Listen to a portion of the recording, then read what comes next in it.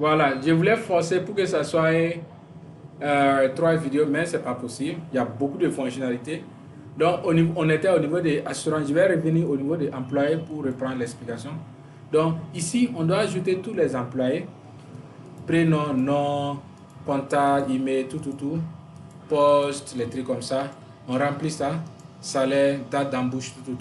Maintenant, quand on va faire les salaires, c'est les informations ici qui vont aller au niveau des salaires automatiquement. Voilà. C'est pourquoi c'est important de mettre ça ici. Après ça, on a niveau assurance. Voilà. Assurance et comment dire, assurance AMO, c'est 70%. Si on clique, on peut voir les détails ici.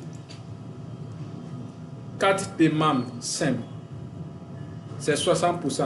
C'est-à-dire, la dernière fois quand je vous ai demandé, vous avez dit que consultation simple, c'est 5 000. Mais si tu as la carte de membre, tu perds, comment dire, tu perds 2 000 francs.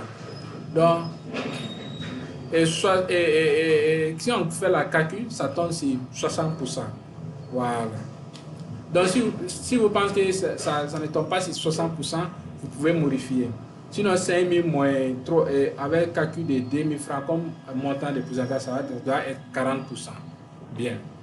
Donc, le patient va payer 40% et vous-même, vous prenez en compte 60%. Au niveau des spécialisés, c'est 10 000, mais le client va payer 5 000 s'il a la carte de banque. Donc, c'est 50%. Bien. Si on veut ajouter d'autres types d'assurance, on clique ici. On met le nom, la description et le pourcentage. Le pourcentage ici, on ne met pas 5%, on met juste le numéro. Si c'est 20%, on met 20. Si c'est 40%, on met 40. Voilà, si c'est 50%, on met 50. C'est juste ça. Bien. Après ça, il y a la partie création de compte. Comment ajouter d'autres personnes dans l'application? Donc, utilisateur, afficher et ajouter. On va venir dans afficher. Afficher, on a 2 personnes ici que leur compte est créé pour le moment. Donc, si on veut ajouter un nouvel compte, on peut cliquer ici. Voilà. Mais avant de faire ça, je vais vous expliquer ici d'abord. Ici, c'est pour la modification. Voilà. Et ici, c'est pour voir les détails. Voilà. Si on clique ici, on peut voir le nom et tout et le mot de passe. C'est pourquoi on ne doit pas ouvrir cette partie s'il y a quelqu'un à côté de nous. Voilà. Ici, c'est pour supprimer. Ici, c'est pour suspendre le compte. Si tu cliques ici, tu suspends le compte. Tant que c'est en rouge ici et verrouillé, ça veut dire le compte est suspendu. Même si la personne a son mot de passe et tout, il ne pourra pas se connecter. Voilà. Ça arrive quand il y a un petit souci, la personne est suspendue pour 2 ou 3 jours, bien pour 1 semaine. On bloque ça pour qu'il ne fait pas de revanche sur l'entreprise. C'est-à-dire, il y a les gens, s'il y a les problèmes, ils peuvent voler les données des entreprises pour faire certaines choses. Donc, c'est pourquoi on fait ça. Bien, pour créer un nouveau compte, on clique sur Ajouter, prénom, nom et prénom, l'email. Pour créer l'email ici, c'est très simple. Ce que je vous conseille, c'est prendre le numéro de la personne et puis à la fin, vous mettez @gmail.com. Son numéro de téléphone ici. Et puis, le rôle. Admin, c'est celui qui voit toutes les parties de l'application. Il a le droit à supprimer les utilisateurs et tout. Donc, faites très attention quand vous assignez le rôle admin à une personne. Docteur, effectivement, c'est la médecine. Voilà, et ils vont regarder les parties patient, hospitalisation et tout. Pharmacie, et ils vont regarder uniquement la partie pharmacie.